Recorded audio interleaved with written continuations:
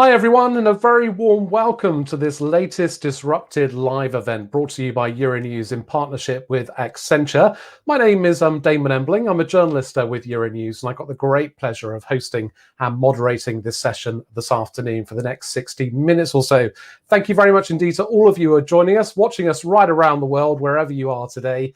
We'd love to have you involved in the conversation. If you have any questions or any comments for any of the guests that I'm going to be introducing you to in a few moments, do leave those in the comments section just next to the video screen where we're watching. We'd love to hear from you, and we'll get as many of your questions to our panelists a bit later on.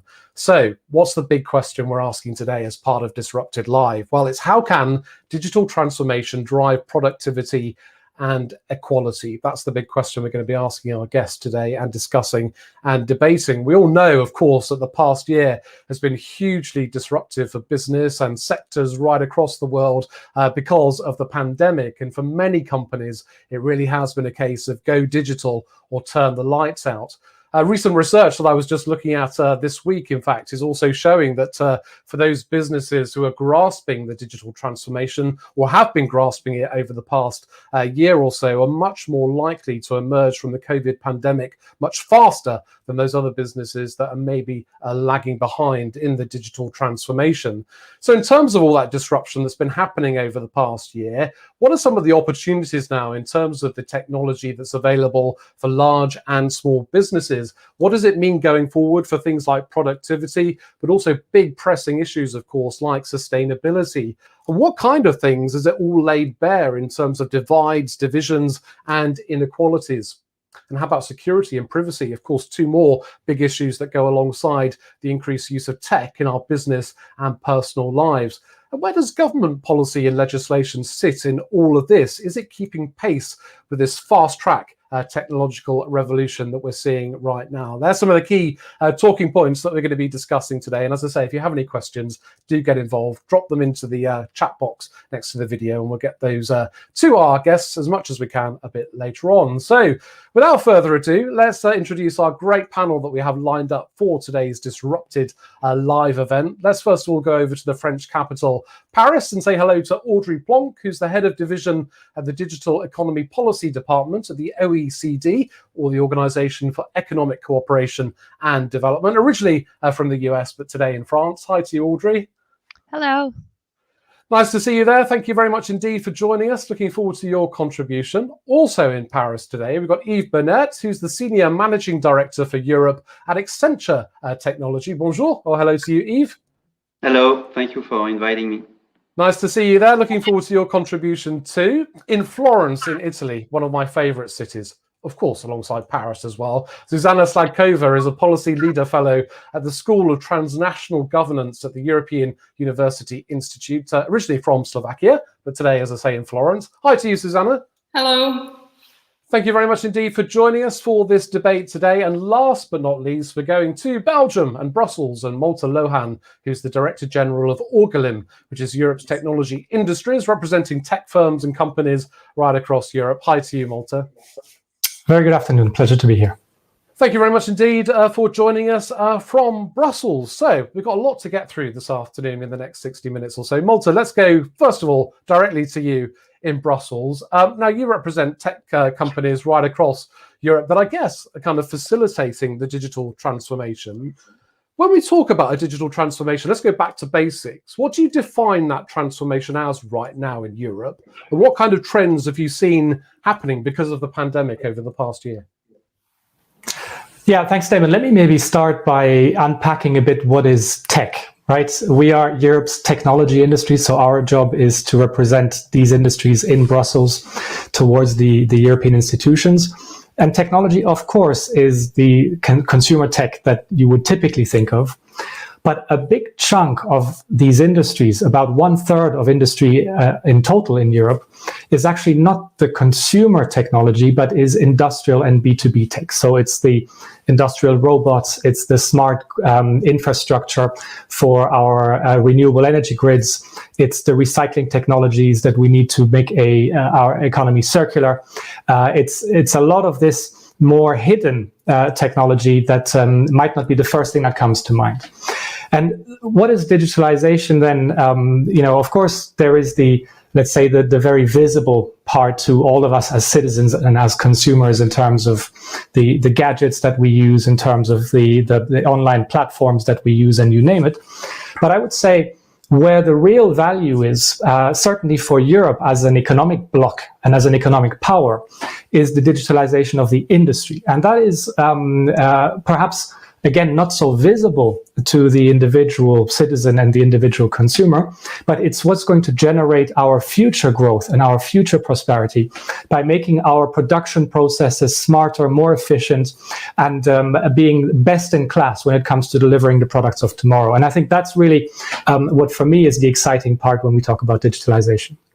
And when we look back on the past year, which has been hugely disruptive, as I say, across many sectors and many forms of life and society and communities right across the world, what kind of trends have you seen as a result of the pandemic in terms of the technology that you represent?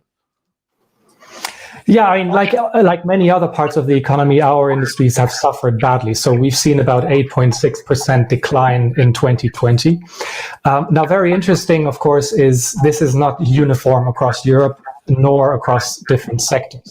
And so parts of our industries, the electronics, the ICT, the electrical sectors, have actually been recovering really fast. And this is where you start seeing some kind of uneven impact of the crisis. Those companies that were faster in digitalizing, or perhaps also selling solutions for digitalization to other companies and other sectors, those have done particularly well. And those sectors that were dependent on, for example, the car industry, for example, air and space, and others, those have suffered particularly during the crisis because, of course, their clients were also going through a very deep crisis. So a bit of a patchwork there. Thank you very much indeed for now, Malte, joining us from Brussels. Let's go over to Yves from Accenture, who's joining us in Paris. Now, Yves, you represent Accenture Technology and work with many businesses, Accenture, large businesses typically. The last year has been disruptive, hasn't it? What trends have you seen in terms of the impact on businesses because of the pandemic on the digital transformation? We hear about there has really been this fast tracking of a digital transformation. Is that what you've seen playing out over the past year? Oh, just take yourself off mute, Yves. We can't hear you. Yeah, sure. Sorry. Hi there. Hi. I'm used to that mistake. We always have at least one, don't worry. Oh, yes. Sorry for that. No, so thank you for the question. So obviously, I mean, digital transformation has not waited for the pandemic, to be there. It was there before. So the main thing that we have personally seen as a company providing this digital transformation services is a simple acceleration. We saw a lot of companies, who are going through a transformation, who were thinking about launching something, and most of them, they even accelerated it or started it. And we were a bit surprised about that ability to accelerate the decision. This has generated, obviously, many challenges because technology is not limited in capacity across Europe. So we saw a lot of challenges to get the people we need. So that has been obviously one of the challenge because the demand has been simply booming. At the same time, when you look at the acceleration of moving to more responsible business, this has created great opportunity, of course, to include that in, but as well more complexity and challenge. Whether it is equality, something that we are very eager at Accenture to look at, to reach 50-50 by 25. So obviously we recruit 50% women, for example. On the total scales in technology in Europe, it's like 15,000 recruitments. So obviously we are putting pressure to the market. There's been as well more challenge related to security because the more you go digital, the more you open your system and you have to interconnect not only within your company, but you have to connect to the rest of your ecosystem. And as you know, in security, it's basic. The weakest point in your IT infrastructure, your level of security is the level of the weakest point. So obviously, when you are opening up, it creates challenges. And then there is many others, but one of the other challenges specifically on the skills was that it accelerates not only the transformation of the company itself, but as well, and I'm sure we will cover that later, as well opening up, creating new services. Not only better e-commerce, but as well more personalized services, putting technology as part of the product, so embedded software, edge computing. So it has accelerated in terms of volume of projects, but as well the diversity of projects. Yeah, indeed. And we're going to be touching on a lot of those issues: equality, security, personalization, what it all means going forward a bit later on. Thank you very much indeed for that, Yves. I just want to ask you now, though, you head up Accenture Technology in Europe. What's the past year been like for you heading up a technology team at Accenture? How have you been adapting in terms of the digital transformation? Well, first of all, I started to adapt myself. I'm very eager, like most of your team, to have a connect with people, and because we are a people business, we need to have those personal interactions. So even we were already all of us able to work remotely, we were taking a lot of happiness in the day-to-day work through the physical interaction. So it has totally changed that. Specifically, when you had to meet a client for the first time, usually you were traveling. So you had to define new ways of operating your relationship. That's one point. But then it's even we were already fully digital as a company, but is to from one day to another be completely working in a new environment where everyone's working remotely, but as well the client as well. So we had to adjust completely the working relationship within Accenture, but that was kind of obvious. But with our clients. Because if I recall the beginning of the pandemic, we had even some clients say, no, we don't want you to let your people working from home. And it was at that level, right? Which is sure. Because the policy were the policy, and everything had to open up.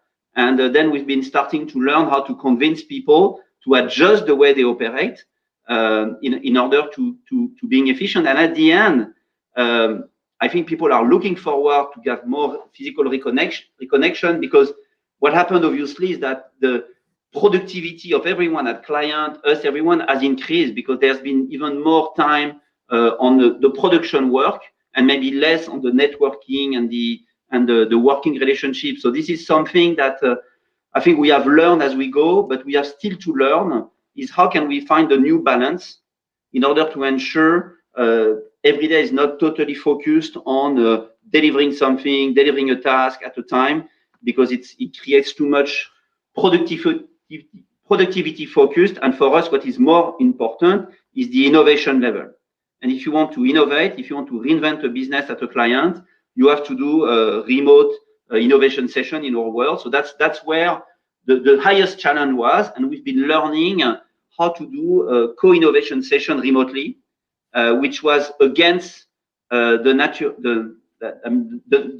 natural behavior of everyone, including our clients, and the need to accelerate innovation was even more than before. So that was super interesting as a learning going through this pandemic.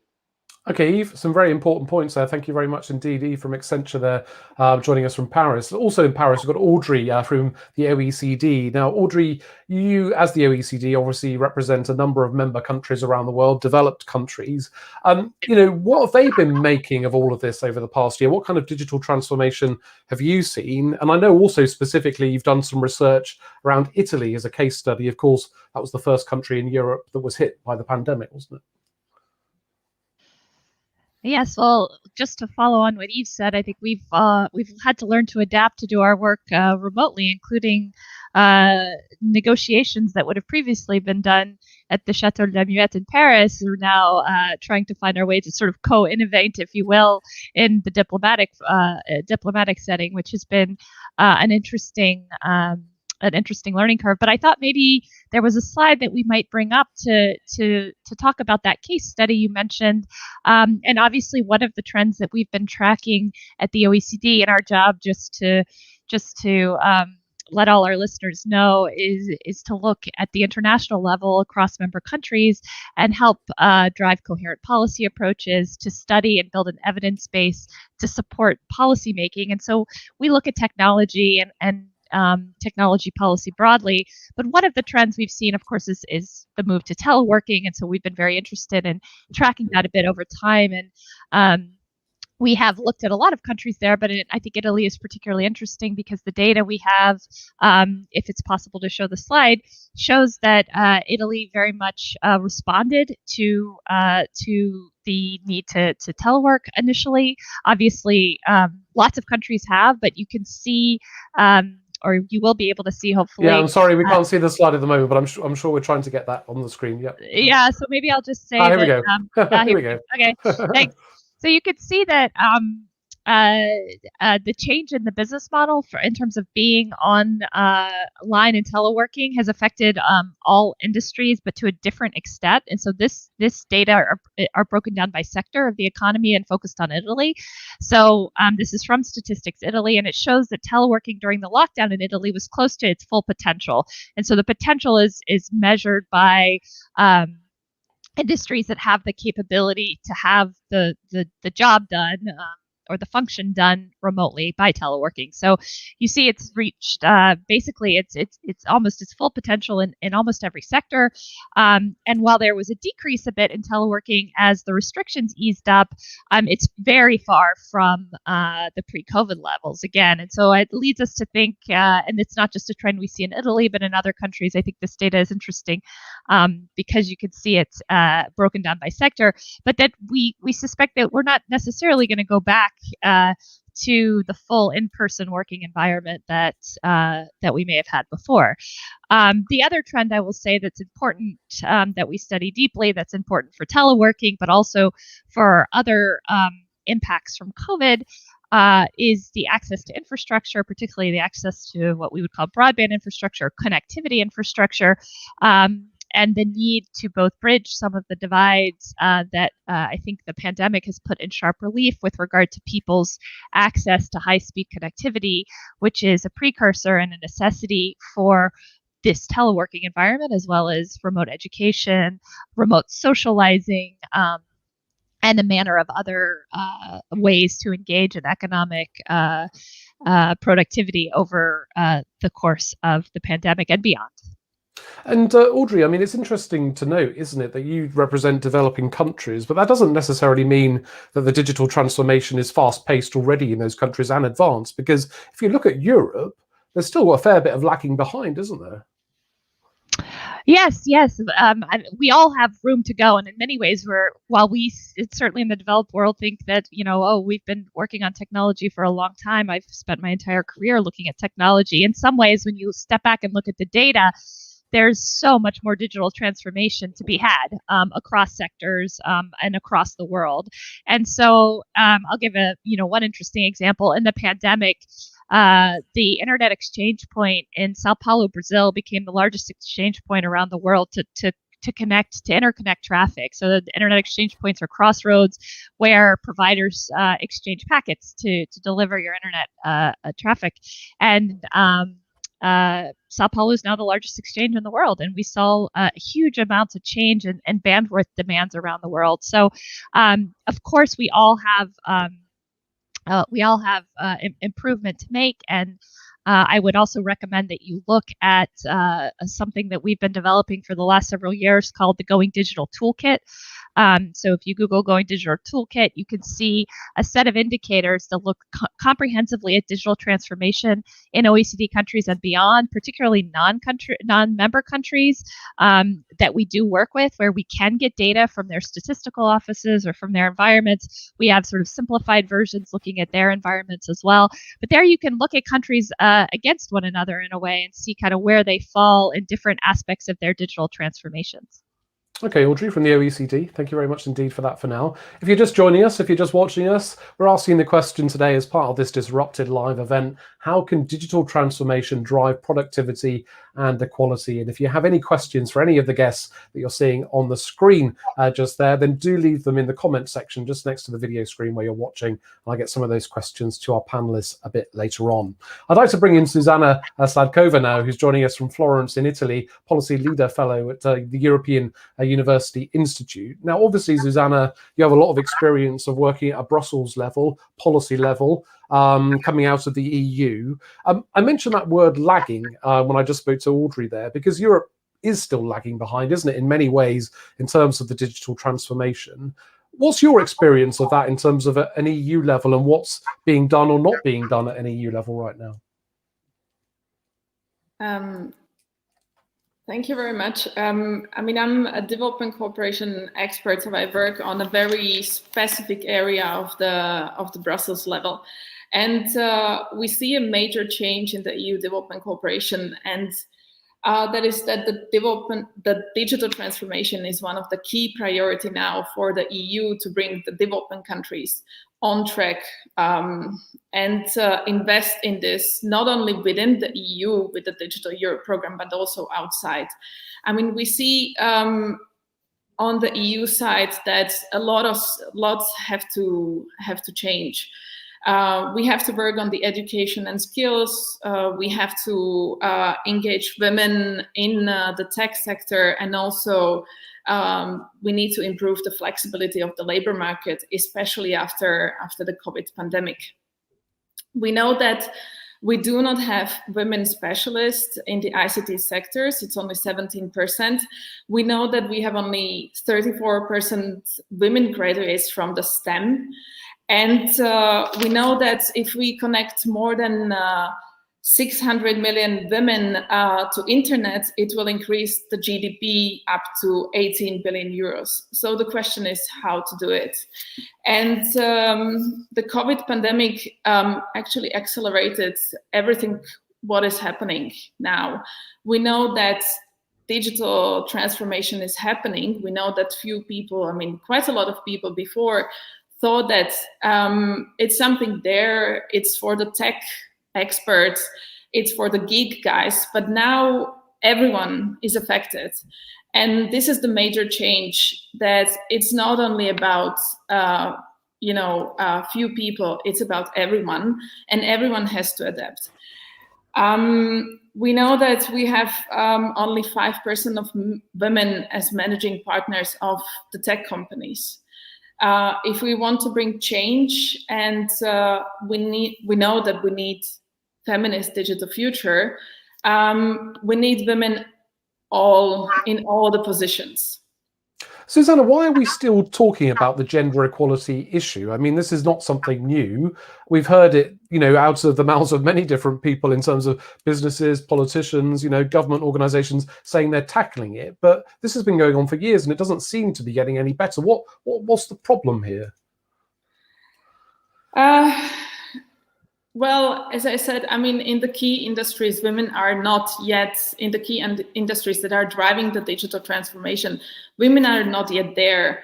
Why aren't they there?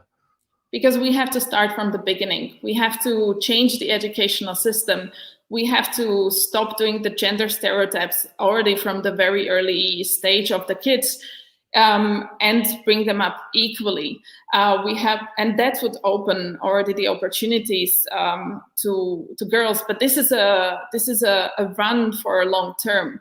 So we need to now, change the labor market laws to allow women, for flexible working hours, for example, or even, not to have extremely long paternal leave, as it is in my country, 3 years, because we know that the change is happening very fast. If you stay 3 years at home, means you can be easily out of the labor markets right now. We had 3 industrial revolutions before, which were mostly led by men. So this can be also the problem. Now we have the 4th industrial revolution now, in front of us. And we need to address the needs of the women, and we need to put the women at the core of the industrial revolution. Otherwise, we would lose it again, and we would have the same unequal world as we have now. Okay, Zuzana. Malte Lohan, let's go back to you at Orgalim, Europe's technology industries in Brussels. Women need to be at the core of the industrial revolution. I mean, what do you make of what Zuzana's saying there? And why is this still an issue today that not enough women are represented in tech? Yeah, maybe I can take a slight detour and come back to the question about gender balance in a second. But I want to pick up on the keyword fourth industrial revolution. And I want to disagree a bit with the tenor of the discussion so far, which was about Europe is lagging behind when it comes to digital transformation. And, of course, I'm very sensitive to this argument, and I hear it a lot also in our day-to-day environment. And I think there's truth to this when you talk about the previous industrial revolution, the previous digital revolution, that we have not created the sort of consumer digital champions that are predominant now, typically coming out of North America and Asia. I think that's going to be different in this next part of the industrial transformation, the fourth industrial revolution. I think we are in pole position in Europe to be leading this part of the digital transformation. We have fantastic champions in digitally transforming industries here in Europe. The World Economic Forum, which has looked at this transformation which is ahead of us and has ranked countries according to their readiness to take advantage of that transformation, has found that of the 25 top placed markets, 18 are in Europe. So this is our DNA, industry, manufacturing, this is our DNA. And the transformation of manufacturing for a digital age, this is our chance to be leading the next wave of digitalization. And I know we haven't got there yet, but I'm much more optimistic about this than, let's say, looking back and taking the previous phase of digitalization as an indicator of how well we can or cannot do. Now, so putting yourself in that pole position, then, how are women going to have a role in all of that? Yeah, let me come to that, because I think it's clear that we have an issue here, and within the technology industries as well, and not just the big, kind of the big companies that are making headlines, but also within this, long, diverse tail of the industry. In our case, 770,000 companies, many of them, smaller companies with a few hundreds or even just dozens of employees. It's a reality. And I think this is a reality which the industry has now really woken up to, because you now start seeing leaders, women leaders, speaking up much more than they did in the past and kind of leading by example. I think you see a tone in the conversation. So I think the mindset is changing and is recognizing that this is a huge problem that we have to tackle. It's a problem on principle. As a matter of principle, it's just wrong that there is no better balance. But I think it's a matter of competitiveness. And I think this is the point which the industry is also waking up to. We are missing an incredibly valuable part of the workforce within, the available labor market, and we are desperate for qualified workforce here in Europe. We are, always scratching our heads. Where are we going to find those workers of the future?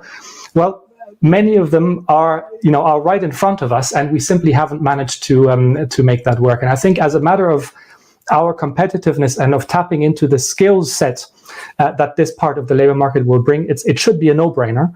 And I'm confident that we are now finally beginning to see this realization and this mindset shift, but we still have a long way to go.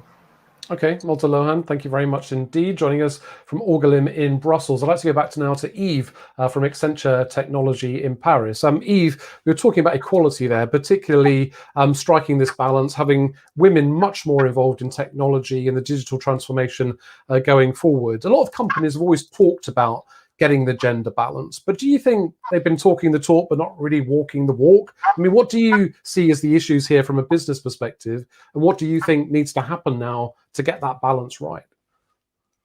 Well, that's a challenging question. So maybe the easiest way for me will be to answer through experience, the way I do it myself. So the first statement, the way I do it, the first thing I do is across my team, the leadership team, they have business objectives. Right? And they have 4 objectives. One is on their revenue. Second is on the margin they deliver, obviously. Third is on the sales to prepare the future. And fourth, which is, by the way, not in specific priority order, because they are all a minimum criteria for achieving an objective. The fourth is diversity. And years before, I gave the target to do 50% diversity, specifically women, at entry level. That was the goal. And now this year, I put it for even the managing director, the person who are at the top layer of the organization. If a business leader within my team doesn't propose to recruit at least same number of women versus men, I say no. So it's not something that they can trade with versus the other objective. It's as important. That's the first thing. And the second thing, I mean, it's more how to do it. I think technology is getting a very diverse request in terms of profile. And there is a lot of, obviously, as Zuzana, you said, not enough women, in STEM, or not enough women in technology schools. Yes. And at the same time, there is a lot of women, doing other things like interactive technology or interactive skills or commercial or process expert, function expert. And technology requires all of those skills because we do less custom development and more configuration. So the knowledge of the process and the industry is becoming even more important. So that's one of the ways to recruit more, as well to the point that was made before on remote work. What we started to do before, we were always recruiting, attaching to an office. So you live in any city in Europe, but you had to be in an office. You had to go there. Now we started a few months ago to recruit in places where we have no offices, and in the contract there is no obligation to go to any office. And in that recruitment, we recruit more women than men. And I can tell you, in a few months we reach like 700 people just like this. The appetite to join in this model was extremely important. So we have to find a balance to ensure we respond to people's expectations. So that's the way I do. And if I look to the numbers, I think we're going to be at 50% men and women in the next 3 years on a team of 50,000 people. And this is what's going to be achieved overall for Accenture at 540,000 people. So it's because it's a business objective. And surprisingly, when you ask a team, how to achieve this level, usually if it's not an objective, they will not kind of do it because they have other priority. But if you make it as a business objective, it works.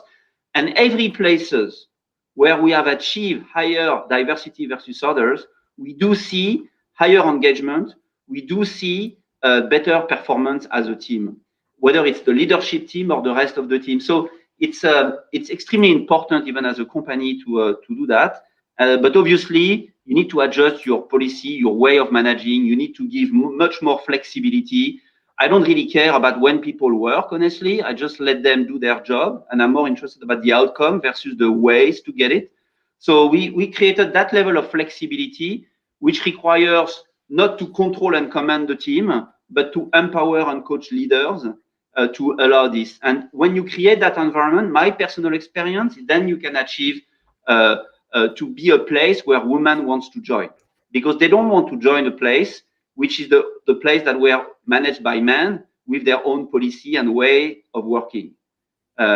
Women expect a different working environment to join. So that's my personal experience, and I see a lot of clients embracing this. And I think, to Zuzana's point, I think we will, by doing those things, we will achieve providing through technology a great place to work for women and lead. Okay, and great. lead. Yeah. Thank you very much, Yves, from Accenture Technology, for that. Some big ambitions at Accenture to address the ongoing inequalities right across various different businesses, particularly in terms of getting that gender balance right. If you're just joining us, you're watching this Disrupted live event from Euronews, brought in partnership with Accenture. We're asking the big question: how can the digital transformation drive productivity and equality? If you have any questions for any of our guests, please do leave them in the comment section next to the video screen where you're watching, and we'll ask some of those to our guests a bit later on. We actually did a poll online on our Euronews platforms just before this debate. We were asking the question: how has COVID-19 accelerated the digital transformation of your workplace?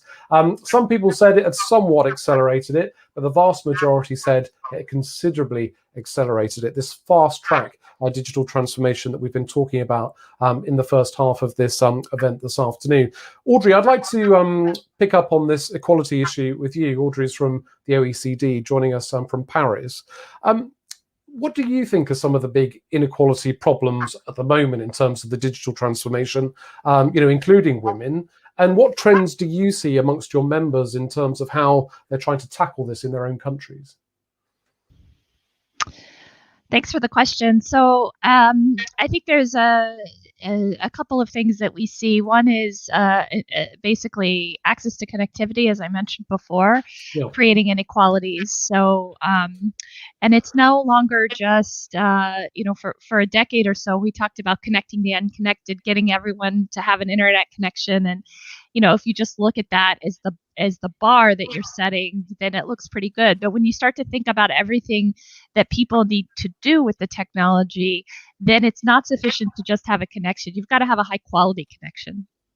And we've seen that in COVID, and it's really accelerated, I think, demand. And you see countries putting a significant amount of public resources into accelerating connectivity infrastructure, for example, to rural areas, to serve underserved areas at a high quality connectivity. So that's fiber in the ground, and not just mobile broadband. So that's one big deficit and inequality we see is the access, and that's not just to a connection, but also to different form factors of technology.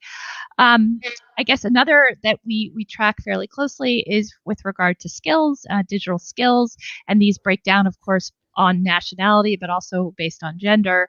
And so what we know about skills, I mean, there's a lot that we could unpack here, but certainly that in order to achieve engagement and meaningful engagement in the digital economy, people need both numeracy and literacy skills. It's not sufficient to just give them a piece of technology and expect them to learn how to use a laptop. They have to learn to read. They have to learn a variety of skills, and then that educational baseline provides for the digital skills needed to engage deeply. And there's a lot of interesting data. Again, I recommend some of our statistics online to look at digital skills as well as some of the data we have in our digital economy outlook. Just on the gender point, I have a lot of colleagues at the OECD in various formats that look at gender in a lot more depth, but I will mention one area that we're tracking with great interest, and that is this emergence of what we call national digital strategies. Basically, one of the biggest trends we've seen is that countries are putting more strategies in place at the national level to govern their digital transformations. And this is a trend that, 5 years ago was not as prevalent or prominent. And I think COVID has continued to excel either the existence of such strategies or, has prompted a revision of those strategies. And so, one thing we've seen and in these strategies is a specific and emerging focus on gender as a specific called out goal in the national digital strategies. Now we have some new emerging work looking at doing deep analysis of the strategies and trying to do some quantification around them. But even in our latest publication on our digital economy outlook, we do look at the role that some countries have placed gender very prominently in their national digital strategy. So that's a hopeful, I think, something to look forward to. And I think indicates that, as many of my colleagues here have said, that this is kind of in the front of many people's minds, both policymakers as well as business people, in trying to advance the gender balance and address gender-related issues. And I do think, because of the OECD, our job is to look across countries at the national and international levels of how countries are doing things and what policies can work to advance better policies for better lives. I certainly think that putting gender explicitly as a focus in the national strategy is an excellent step in the right direction. Okay, Audrey from the OECD, thank you very much indeed for now. Let's go back to Florence in Italy and Zuzana Sladkova from the European University Institute. I know you mentioned earlier, Zuzana, a little bit about skills and training and education. It's sort of starting at the grassroots level in terms of when people are at school or college or studying or what have you. But sort of more widely, if everybody is to embrace this digital transformation and get the most benefits out of it and rewards, whether it's in their personal life or in business, where do the responsibilities lie with, for example, the European institutions, and where do they lie with business in terms of keeping their workers up to speed, up to date with the skills, and feeling confident that they are really playing a role in all of this? Yeah, thank you. The key is, the world is changing, and the digital transformation and also climate change plays a very crucial role in this change. And it's changing because also we will live much longer than we are used to now. The scientists say that we'll live up to 100 years, which means that the skills that you acquired at the university and the knowledge might not be sufficient for during the whole life. So people would need to do a lifelong learning and reskill themselves every 5 years, for example, in order to be adapt, to the changes of the job market. And Europe plays a very key role in supporting the citizens and also the business to do this transformation and to adapt to the new changes. We know that we are going to lose quite a lot of jobs because of automation and the machines, but we know that a lot of jobs will be created. So this is the role of the business and the governments to help the citizens, to help the people to get on board of this digital transformation. And looking at what our colleague Malte said about the readiness for the digital transformation, that out of the top 25 countries, 18 are in Europe. I think this is one of the key problems when you ask about, why Europe is lagging behind, because Europe does not act as one, but still acts as 27 member states. And this is why we cannot actually face digital transformation and the impact, because we are not unified. We are facing two big giants, China and the US, which are actually the ones that hold the digital monopolies. And we do not have one in Europe. Sorry, if the representative of the business can correct me, I'll be very happy. But so far, I do not see any big European digital platform as a big player on the market. The EU took a very defensive role with the GDPR, which is a very good approach, because that's why we are very good in regulation, rules, new laws, and that's how we adapt to the digital transformation. But this might not be enough in the next 5 years. Okay, thank you very much indeed, Zuzana. Yeah, let's go to Malte from Orgelin in Brussels. I'm sure you've got lots to say about that. A divided Europe. What do you make of all that Zuzana was just saying there? I couldn't agree more with Zuzana on the point that we are still not pulling our weight, and we are not acting as one.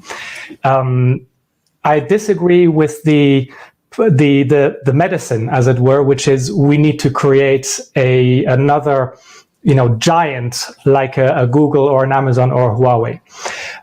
If we do, as a result of the right policies, and they emerge as natural giants, great. But I think the goal, the sort of what is success, cannot be just about creating a bigger, meaner company, because I don't believe that the biggest are going to be the winners of tomorrow. I believe the fastest are going to be the winners of tomorrow.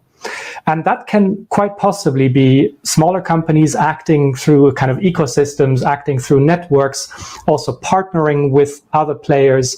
And that's where we have unique strengths in Europe. This is our DNA. We are not an economy that thrives on a few dominant companies like other parts of the world, but we believe very strongly in this open competition and in having very cutting edge, very innovative, very successful smaller players, SMEs. And this is not by chance, this is by design that we believe this is a strength. And I believe it will remain in the future. Now, where I think Zuzana is absolutely right is we need to make more of this crown jewel that Europe has, which is its single market. And while there is a lot of lip service on doing more to really complete the single markets, not enough is actually happening. And there are a few kind of flagship initiatives which are making all the headlines, but there's a huge amount of legwork still to do. And frankly, a lot of the national governments are often not playing by the rules, or in other words, are not are not acting as one, but are competing with each other. Who is going to have the first strategy on AI? Who's going to have the best industrial strategy? Who's going to subsidize their companies to the biggest, tune of money? And that is a recipe for failure. So we need a lot of kind of bread and butter work on the substance of the single market, and that is one of the core priorities of Orgalim also in Brussels, to make sure this happens, because that will differentiate us in the future. Okay, Malte, from Orgalim in Brussels, thank you very much indeed for coming back on those very important points. Zuzana, I want to get back to you actually in Florence, in Italy. Clearly, the digital transformation has a lot of benefits in business, in our lives, in our way that we live, and the way that we work. But is it good for us in the long term? I mean, some people would say if we've got more technology in our lives, taking over more of our lives, some would say there's more of a risk over security. There's more risks around our privacy. We're looking forward that businesses are going to be doing a lot more personalization of products and services. That means collecting more big data, right? What are some of your thoughts about going forward in terms of whether the digital transformation is good for us? Well, we have to acknowledge that the digital transformation is here. It's inevitable right now. I mean, when the first industrial revolution happened and people didn't like the steam trains, well, I mean, they are still here. And that's the same with the digital transformation. It will be here and it will remain with us. So it's not that it's good or bad. Everyone has to make the best out of it, that it actually contributes to the better society, that actually, it benefits everyone, in Europe, around the world, that no one is left behind, with this digital transformation, and that actually people don't go against it, but embrace it. Yves, I'd like to go back to your Accenture Technology in Paris. Is there a line to be drawn with how far technology takes over in our lives with the digital transformation? I mean, how far should business be going in terms of profiling customers, collecting data? There are still concerns around privacy, all those sorts of things. What are the benefits, but also where should we draw the line, do you think, in terms of business? Well, and I will come back to the question that was before as well. Historically, when it started, data were made available without kind of any control, and people started to realize, the risk of losing control of their data and the way they will be utilized. So I think the key is that the digital transformation needs to be led by a responsible leader. And more companies are making statements of, I want to be a company with impact. I want to be a sustainable company. I want to be a responsible company. So buyers will go to companies that are matching their values. And even they have the best analyzing tool to personalize the service, if that company is not providing guarantee of following some kind of rules, the buyer will not go there. Because we needed to have a services. You give your data, you need a service. But now you need a personalized service, of course, but you need as well to ensure the services is done in a responsible way. So I think we should not underestimate that ability of customer to choose. And I think, having said that, then there is kind of, I would say, no limit. Of course, there are some limits, but we are right at the beginning of the personalization business. We have accelerated the digital transformation, but there is so much to do, like Malte mentioned when we talked about the opportunity for Europe. Do we need to recreate a Huawei in Europe? Do we need to recreate a Google or anything in Europe? No, because the differentiation of Europe is our ability to invent business. And there are two things that we can win because we lost the consumer battle. The ability to operate like what Amazon is doing, or be an infrastructure player like Huawei and others. That's not our game.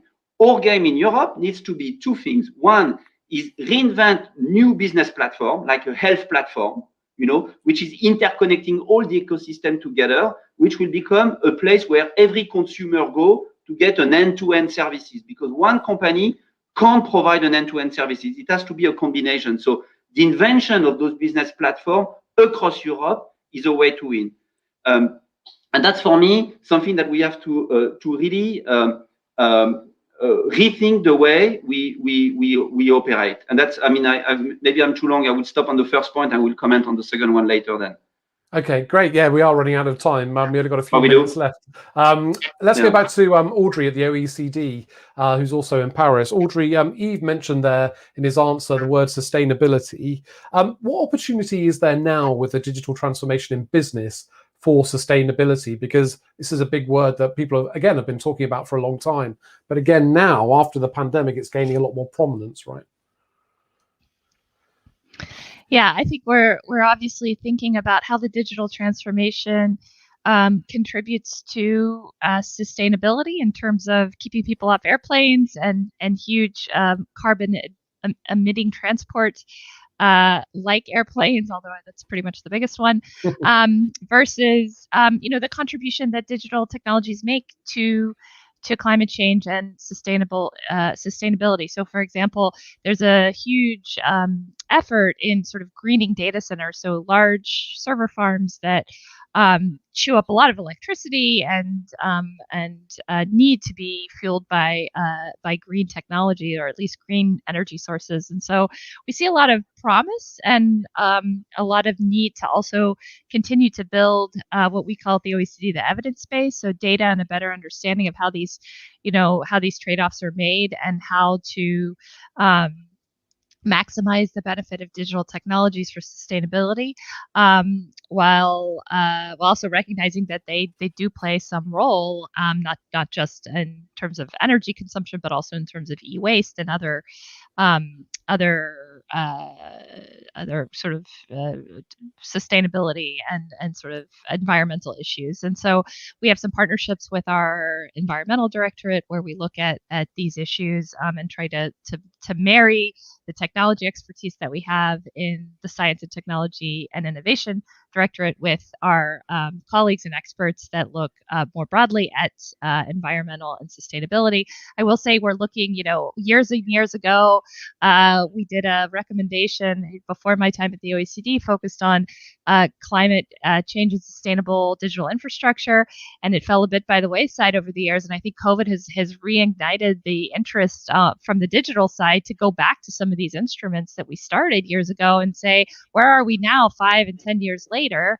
I'll give another example. We just revised our broadband recommendation for connectivity. So this is a core OECD instrument, legal instrument that it guides governments in doing that, in building policy for connectivity infrastructure that I mentioned earlier. And for the first time ever, we were successful in getting countries to agree to a principle on sustainability and thinking about sustainability and climate change when they're building out their infrastructure. So we see a lot of change and promise and focus on those important issues, particularly with regard to the digital transformation. Okay, Audrey from the OECD, thank you very much indeed. Listen, everyone, we've only got a few minutes left and we've got a few questions coming in here from our audience I'm very keen to put to you. Zuzana, let's go to you first of all in Florence from the European University Institute. This question is asking, what is Europe itself doing to facilitate the creation of digital businesses? I mean, we've touched on this a little bit, but how much of a drive and commitment is there at an EU level to help businesses go digital, do you think? Keep it brief if you can. I think this will be a better question directly to the European Commission to say, what are they doing? But I'm sure, as part of the Digital Europe program, there is support to the startup community. This is also part of the development cooperation program, the Global Europe.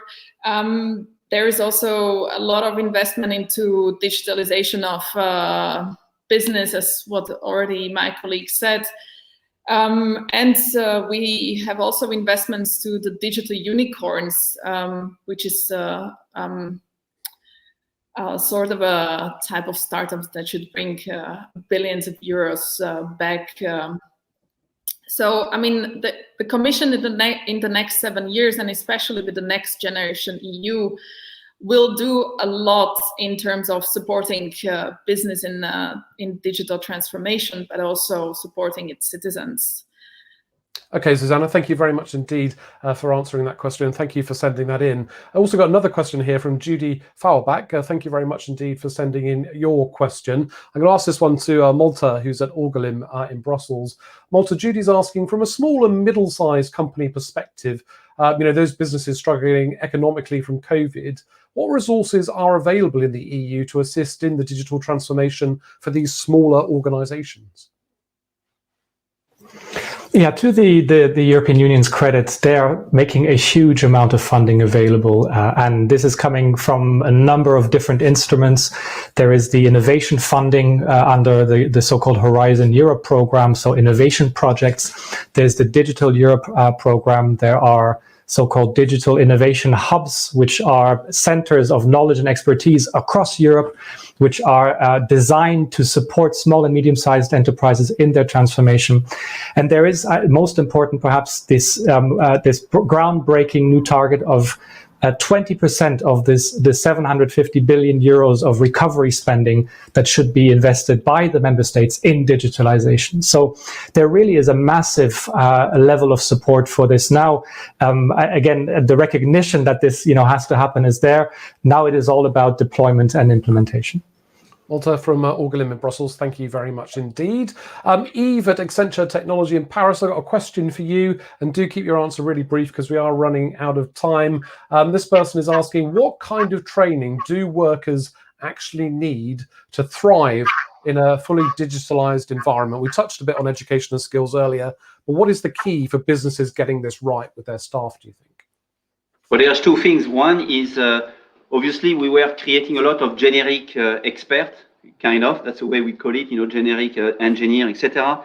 I think we need to do two things. We need to develop skills on specialized technology because there is specific needs that exist today, whether it is IT for the manufacturing, which is, as Malte, you said, and others, it's a huge way to growth, but as well all the latest technology on CRM, etc. So we have to create much more specialized training, And rapidly in 6 months or 12 months, you can get people specialized who are out of work back to work.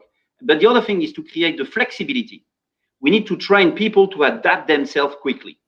We need to stop thinking that we're going to train for life, as Zuzana, you said, right? We need to be flexible. So I think the training people to be flexible, learning quick, and adapting all the time is a skills to be created. So very specialized, but create ability to be flexible at scale, because we need millions. Okay, Yves, on that point, we'll have to round it up. That was Yves Bernaert, Senior Managing Director for Europe at Accenture Technology, joining us from Paris. Thank you very much indeed for joining us. Thank you.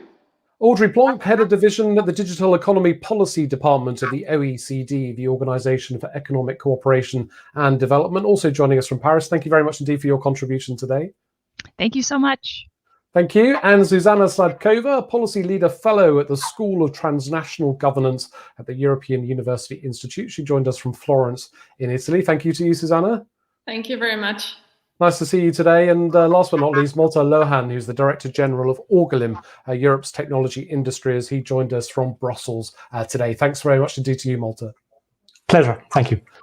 Thank you very much indeed to everybody who's also been watching. Well, fascinating discussion there about how the digital transformation has been fast-tracked across Europe and what it means going forward, both in terms of productivity and equality. Thank you very much indeed to all of you for watching and getting involved and sending in your questions. Hopefully we got the answers to those questions that you were after, and that helped you to understand the digital transformation and where things are at right now. We'll be back with another Disrupted live event in early July. Look forward to seeing you again for that. But for now, take care and we'll see you soon. Bye for now.